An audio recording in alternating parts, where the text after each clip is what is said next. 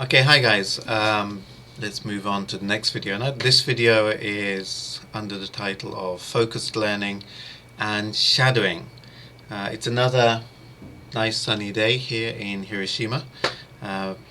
Toward the end of March, we're about to start the new semester very soon. Okay, let's get down to it. So this video, it's very similar to the previous one.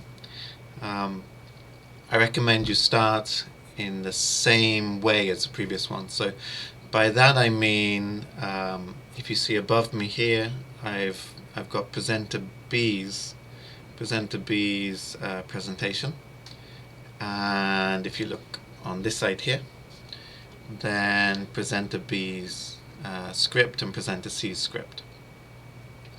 Okay, now if I pull up Presenter B's script here, so in the previous one we were aiming to be able to read aloud at native speed. For this one, the very first phase of practicing is going to be the same as the previous video, and the second phase, instead of reading aloud, we'll no longer look at script and we'll just be relying on our ears. Now, a slight word of warning. Presenter A, I think, or at least I believe, she speaks at what is a very natural speed for a Japanese speaker. Presenter B doesn't. Presenter B, perhaps she was nervous or whatnot when she was making this. She speaks incredibly fast. You'll see what I mean in a second.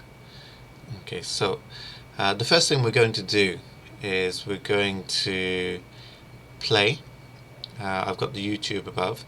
Play the YouTube video, and let's just go through number 1 in the script. 通訳の歴史についてお話しします。what make up the first 3 lines of it. So, first of all, I'll be listening and I'll be reading at the same time. Okay, let's go. And if I turn the volume up so it's easier to hear.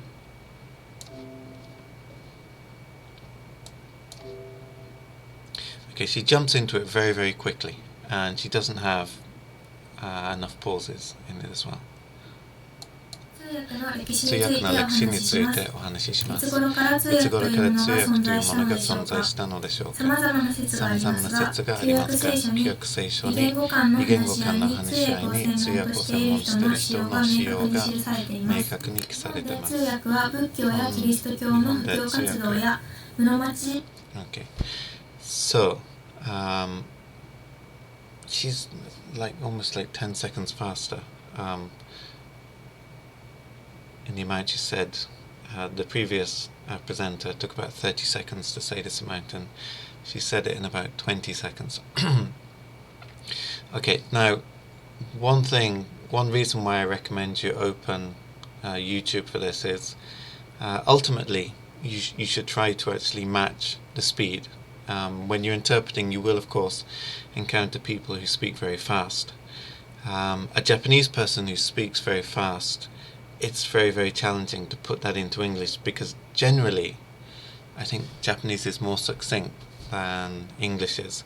Generally we have to say more when we're speaking in English to convey the same message.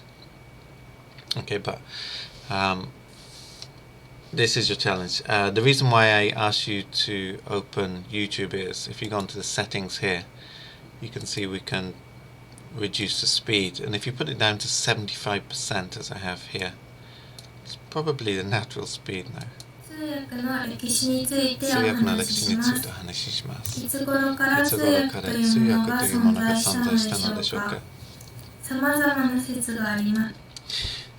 Actually, that is a little bit slow. 75% is what we can get it at YouTube. But I'd probably say, listening to that, maybe 85% is natural speed.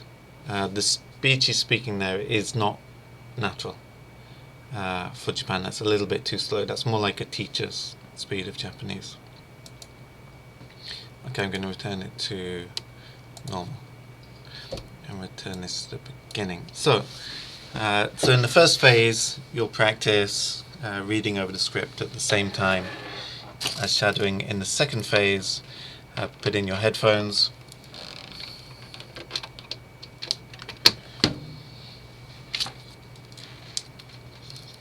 Okay, and I'll remove the script from the screen. It's still on your screen. Okay.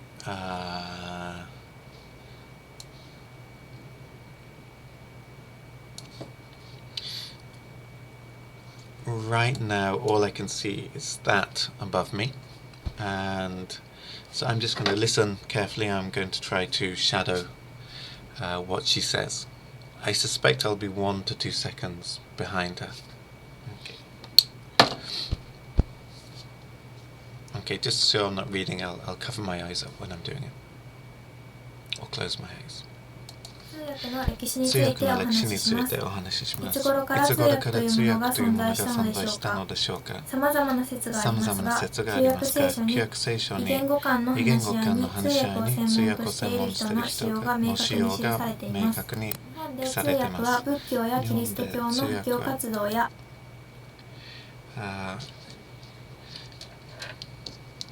You probably noticed I actually find it easier shadowing than I do reading aloud at native speed. It's probably because for the last 10 years or so, shadowing is the main kind of activity that I've done. Reading aloud is something I did 20 years ago. Okay, so that's basically it. Don't expect to be able to get through these two quickly, but just it'll help you if you practice this a lot now until you're able to shadow at the same speed before moving on to the next section, which is when we'll be doing the consecutive and simultaneous interpreting. Okay, that's it for this video. See you in the next video, which is going to be consecutive interpreting.